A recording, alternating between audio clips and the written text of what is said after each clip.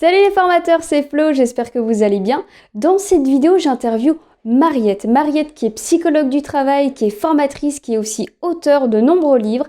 Elle va nous parler aujourd'hui de l'estime de soi. Je vous laisse tout de suite découvrir Mariette, c'est parti. Salut Mariette, Salut Flo. je suis très contente. Attention, chers formateurs, nous avons un invité de marque, une invitée de marque. Vous allez me dire c'est une formatrice. Elle est formatrice, oui, mais c'est surtout, c'est toi qui vas me dire comment on dit du coup, un ou une auteure. Alors oui, il y en a qui disent auteur, d'autres qui disent autrice. Écoute, autrice, c'est très moche. On va dire auteureux. Allez. Auteureux. Alors elle est auteureux. Voilà, j'ai fait intervenir Mariette aujourd'hui tout simplement parce que, oui, c'est vrai qu'elle est auteure, mais aussi formatrice sur l'estime de soi. Alors elle a écrit des ouvrages, je regarde mes petites notes. Le petit livre de l'estime de soi, le petit livre de l'empathie, il y a comment le dire et quand nos émotions déraillent. Et je mettrai bien entendu toutes les infos dans la description juste en dessous. Alors, Mariette, j'ai envie de te poser d'abord une première question. Qui es-tu? Parce que là, je donne juste quelques toutes petites informations, mais qui es-tu? Et j'aurais déjà une première question qui est en quoi l'estime de soi est importante pour un formateur? Qui je suis? Alors, d'un point de vue universitaire, on va dire, je suis psychologue du travail. Et en termes professionnels, j'ai exercé mon métier en tant que formatrice, consultante, mais aussi coach, facilitatrice. Voilà, j'ai plein de casquettes un peu différentes. J'interviens en entreprise beaucoup et puis depuis quelques années auprès des particuliers pour les aider à être plus alignés, plus compétents, mieux travailler les uns avec les autres, à la fois dans l'efficacité et l'harmonie, on va dire. J'essaie d'être sur cette ligne de crête qui est à la fois l'efficacité et l'harmonie et le bien-être. Ok. Voilà qui je suis.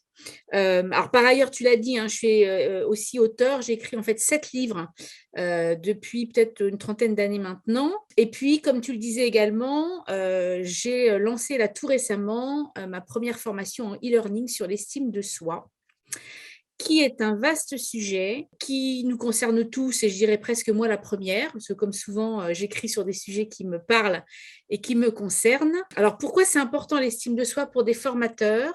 D'abord parce que je pense que pour être un bon formateur, il faut avoir un minimum d'estime de soi, c'est-à-dire suffisamment être à l'aise avec soi-même pour pouvoir dispenser du savoir-faire à des personnes et faire en sorte, si tu veux, que les participants puissent s'identifier d'une certaine façon au formateur.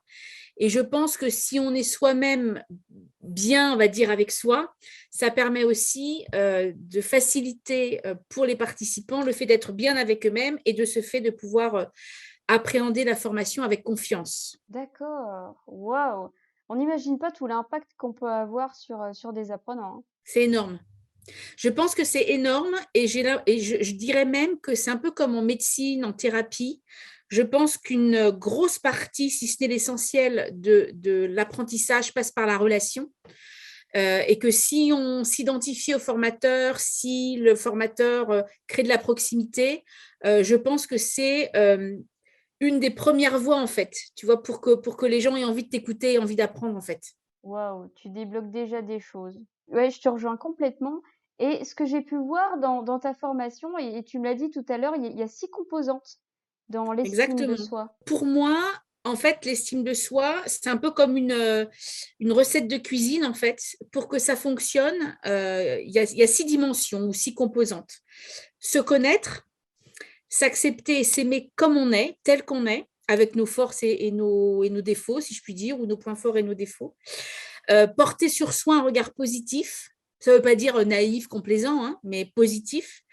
Se sentir aimé et reconnu par son entourage en général, c'est-à-dire familial, social, amical, professionnel, c'est avoir confiance en soi et enfin s'affirmer. Voilà. Et si on a ces 6 composantes, je dirais que normalement, on a une bonne estime de soi. Sachant que l'estime de soi, c'est quelque chose qui peut être fluctuant, c'est-à-dire que ce n'est pas forcément quelque chose de stable. Ça peut dépendre d'un contexte, d'une situation, de l'interlocuteur avec lequel on est.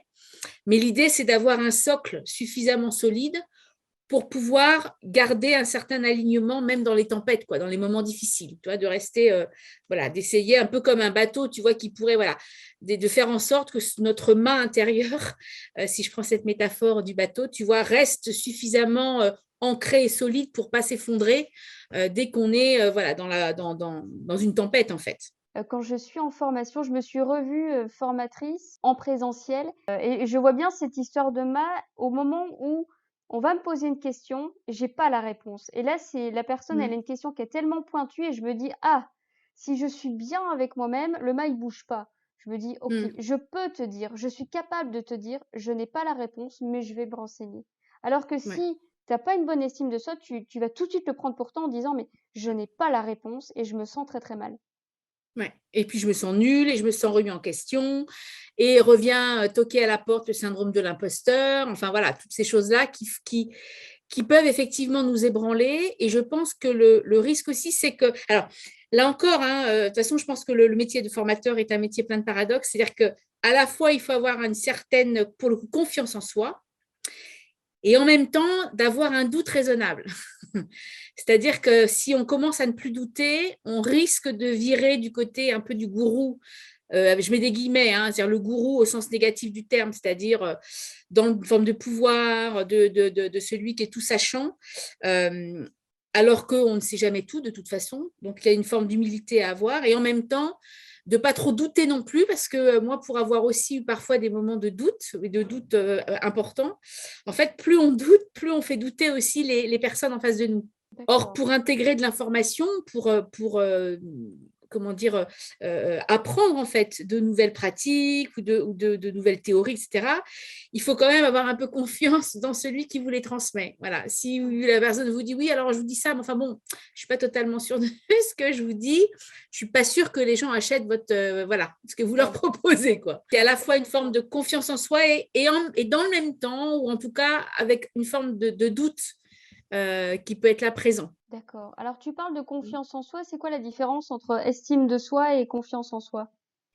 Ben, la confiance en soi, pour moi, c'est une des composantes de l'estime de soi. C'est-à-dire que si on faisait, tu vois, une grosse patate là, avec un gros ensemble avec l'estime de soi, ben, à l'intérieur, il y a la confiance en soi, entre autres. Pas que, mais il y a la confiance en soi.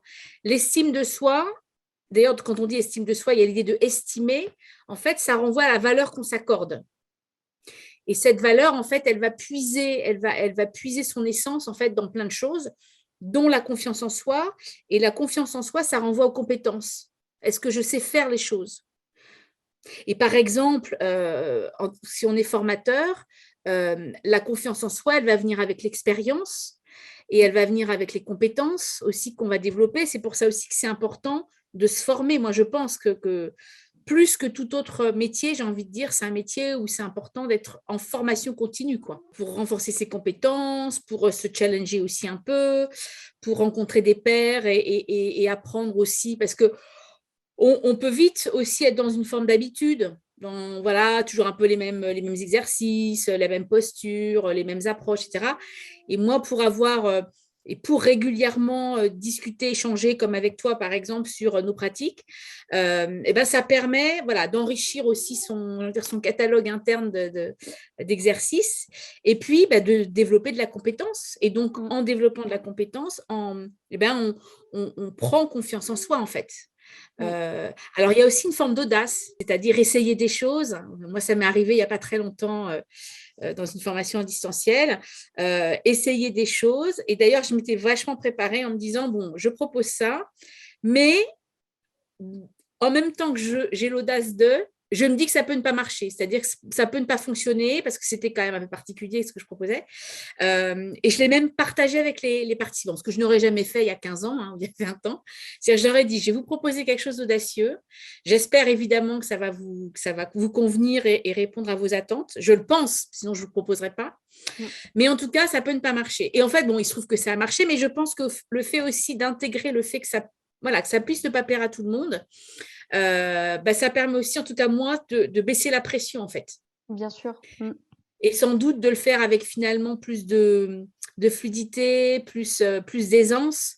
Et probablement aussi, alors c'est là où c'est formidable, et probablement cette humilité finalement que j'ai eue en me disant bah, ça peut ne pas plaire, probablement aussi a permis que ça plaise, je pense. Ouais, ouais, ouais.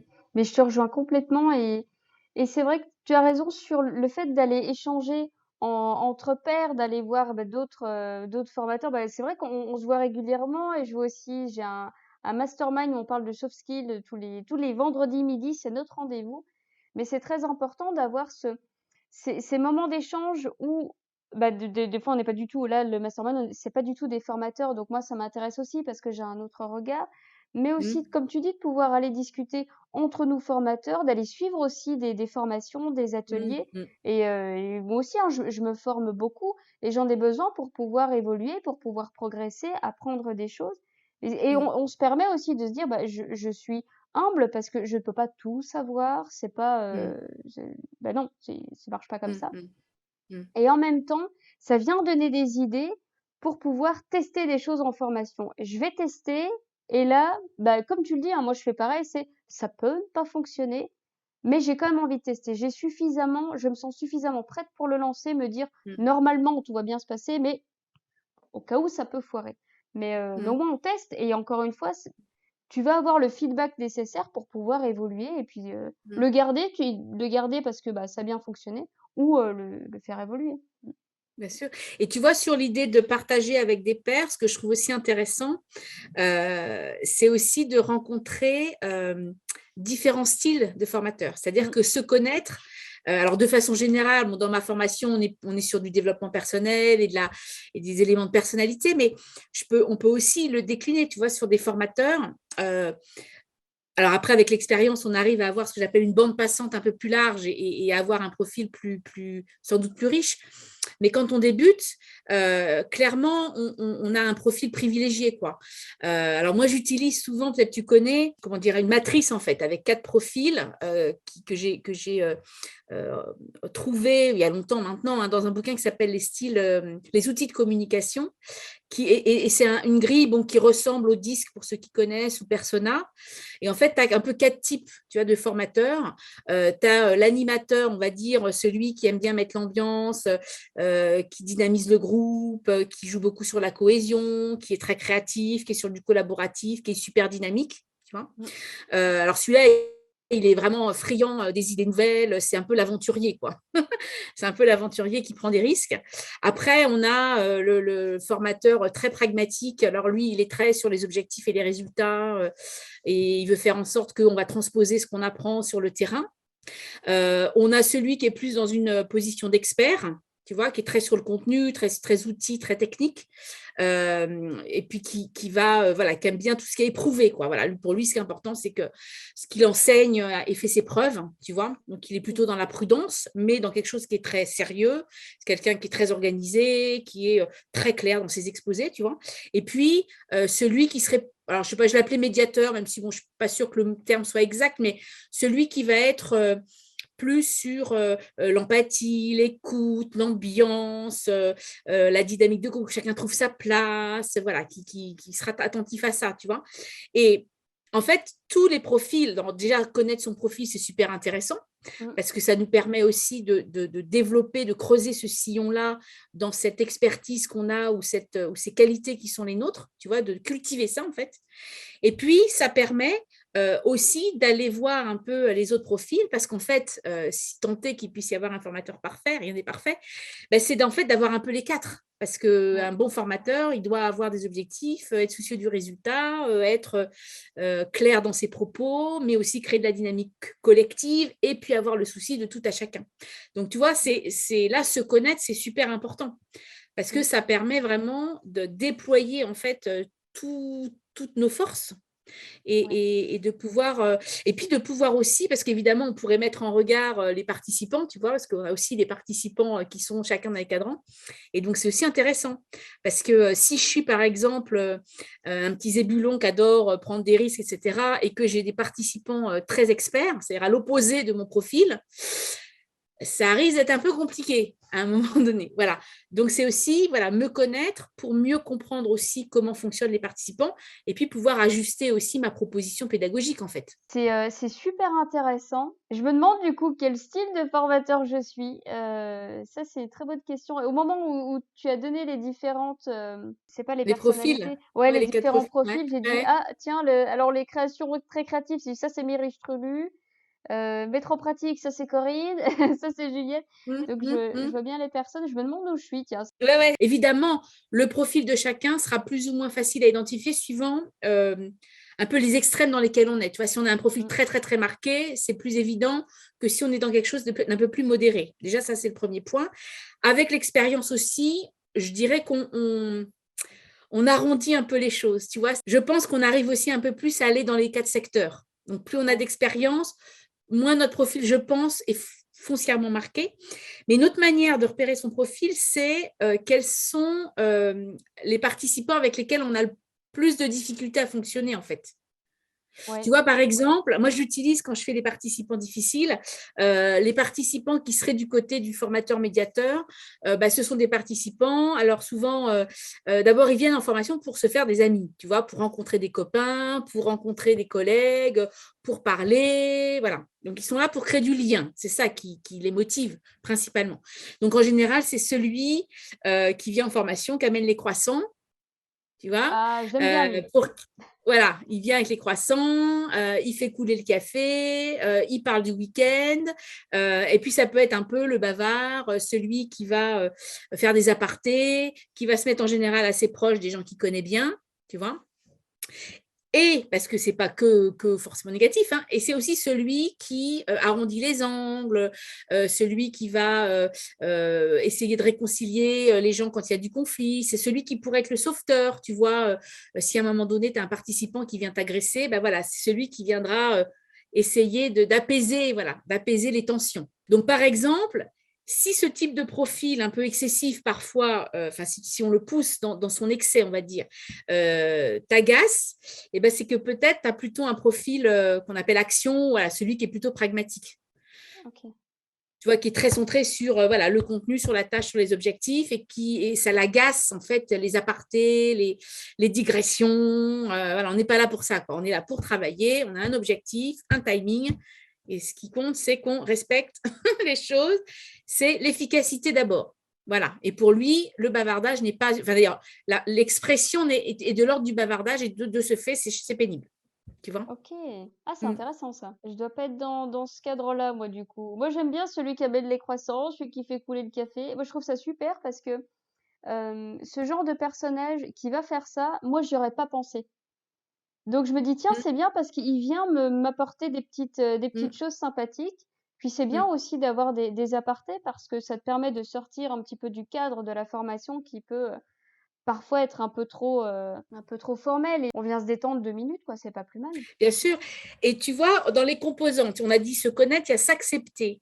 Et si je m'accepte tel que je suis, là, prenons ton exemple, tu vois, si on fait l'hypothèse que tu serais, on va dire, du côté du pragmatique, le fait de t'accepter comme tel, ça peut aussi te permettre d'accepter l'autre tel qu'il est.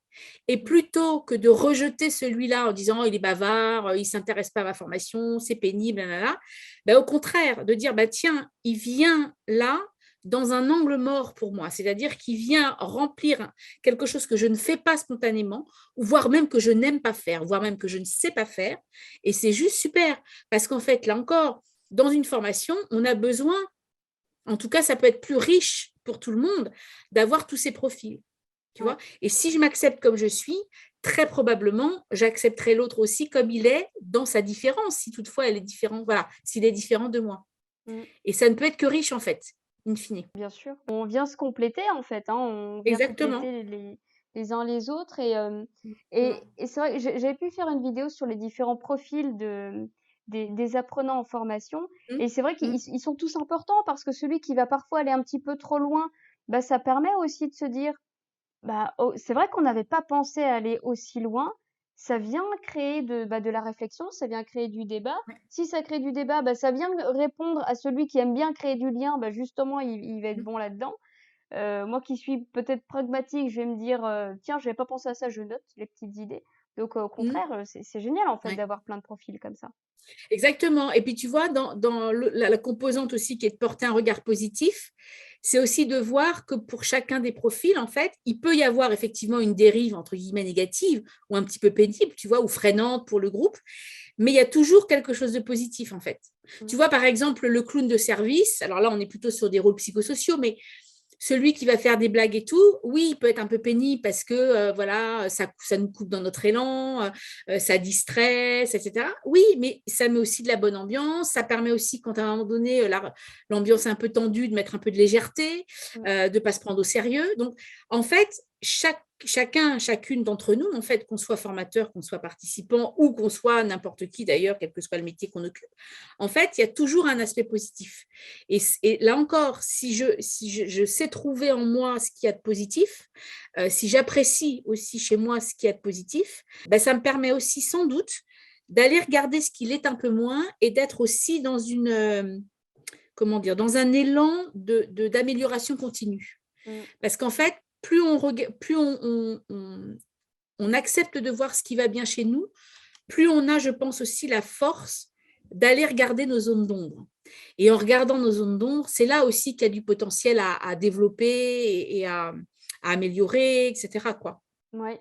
Ah mais tu vois. c'est marrant parce qu'on en discutait ce midi.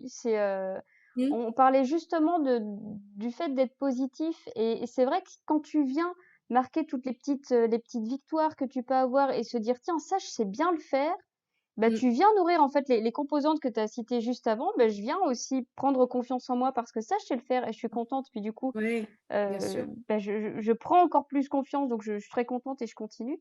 Et le fait d'être à l'aise, de me dire: «Ça, en fait, je peux faire ça», comme tu dis, Mm, tu vas pouvoir regarder, tiens, quand il y a, je sais pas, un apprenant qui me fait sortir de mes gonds et ça m'énerve, tiens, ma gestion des émotions, elle est pas tout à fait tip top. Mais j'ai un autre regard vu que je suis super positive et que tout va bien et que j'ai confiance, mm, j'ai de mm, l'estime pour moi, je m'aime bien, je m'accepte telle que mm. je suis, bah, du coup, oui, je peux aller voir comment je peux aller gérer ces émotions-là Oui, tout à fait. et je Oui, oui, progresse. Ah, complètement. C'est beaucoup plus facile, je pense, d'être dans une relation pacifiée, quoi, avec les autres, d'être moins ébranlé, d'être un peu plus solide finalement sur ses appuis aussi, quand on a fait ce travail-là, parce que c'est un travail, c'est-à-dire que c'est pas inné, hein, l'estime de soi, c'est pas quelque chose qui est inné, c'est quelque chose qui se construit, quelque chose évidemment qui nous vient aussi, bon ça je l'explique aussi dans une partie un peu plus théorique de la formation, mais si on n'a pas eu, on va dire, voilà, une éducation ou une enfance qui nous a permis, je dirais, de remplir cet espace-là et qui fait qu'on a de l'estime pour soi, rien n'est perdu pour autant. C'est-à-dire que la vie, les amis, les rencontres, les expériences peuvent aussi nous aider à reconstituer, à renforcer, voilà, un certain nombre de choses qu'on n'aurait pas eues à la naissance.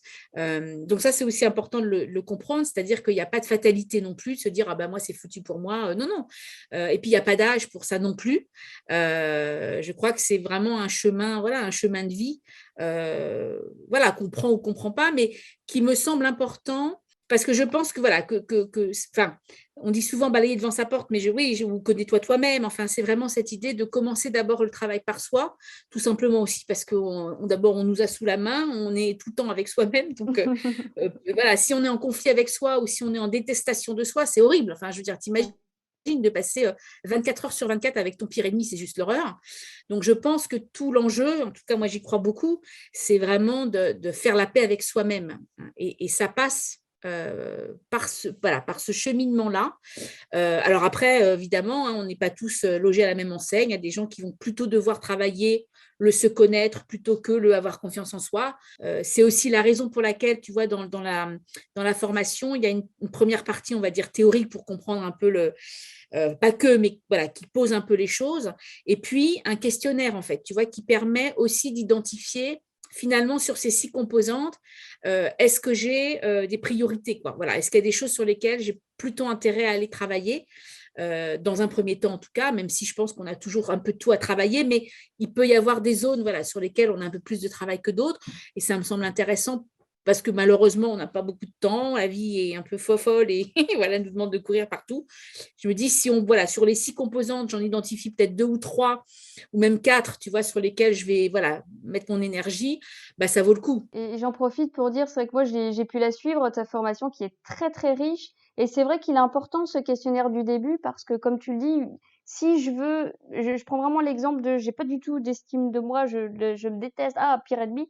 Ça me permet de me dire, ok, je vais peut-être commencer par d'abord travailler cette composante-là et je vais y aller étape par étape. Et puis Mmh. là, je vais me féliciter parce que si j'ai une des premières composantes imaginons, je me suis acceptée telle que j'étais, bah alors là, good job parce que Mmh. ça y est, j'ai Mmh. enfin évolué et je peux passer à la suite. Et puis je vais Ouais. enfin avoir de l'estime pour moi. Mmh. Et d'ailleurs, j'en profite aussi pour dire que cette formation que tu as et que je redis, qui est très riche, hein, parce qu'il y a beaucoup, beaucoup de choses dedans. Et tu as dit qu'il y avait de la théorie, il y a aussi beaucoup d'exercices pratiques et ça vient parfaitement compléter, l'ouvrage le petit livre de l'estime de soi. Oui, ouais, c'est très complémentaire. Alors sur la partie théorique, il y a des choses évidemment qui sont proches, parce que la théorie, je ne vais pas la réinventer, mais je l'amène un peu différemment.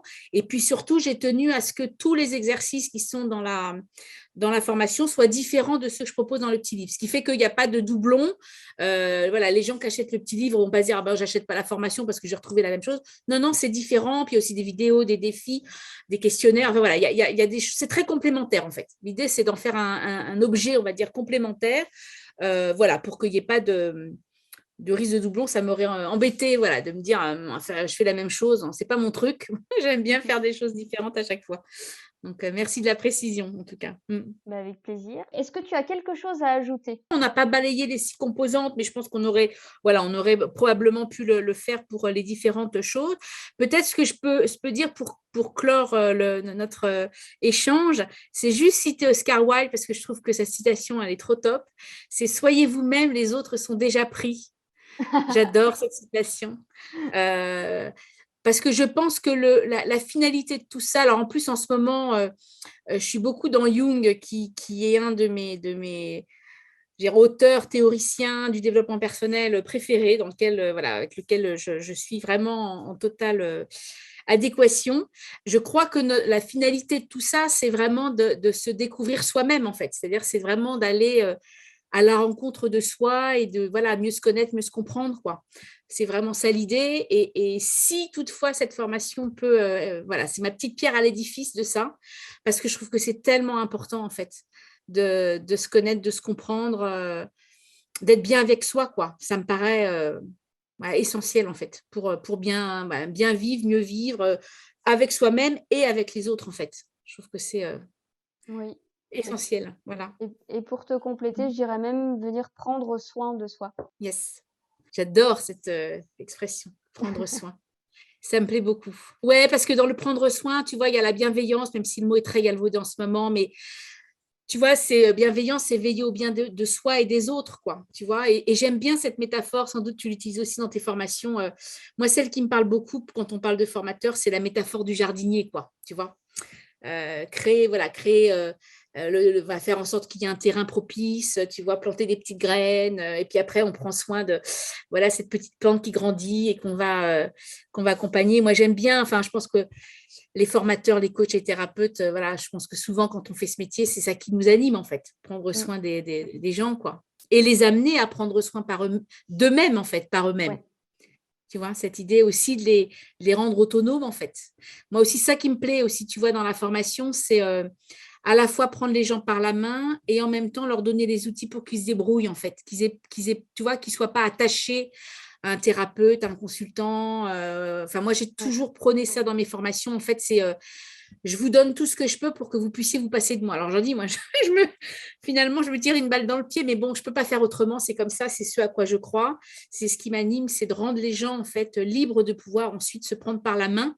Et c'est Ouais. aussi la raison, voilà, pour laquelle j'écris ces petits livres, je fais mes vidéos et je propose cette formation parce qu'elle est relativement. Alors, la formation est un peu plus chère, évidemment, que mes petits livres, mais elle reste quand même accessible, tu vois. C'est quelque Bien chose sûr. Moi, j'aime bien aussi cette idée de toucher le maximum de gens, de permettre à des personnes qui n'ont pas forcément ou du temps ou beaucoup d'argent de pouvoir aussi se payer ce genre de choses, quoi, parce que ça me paraît ouais, vraiment essentiel, quoi.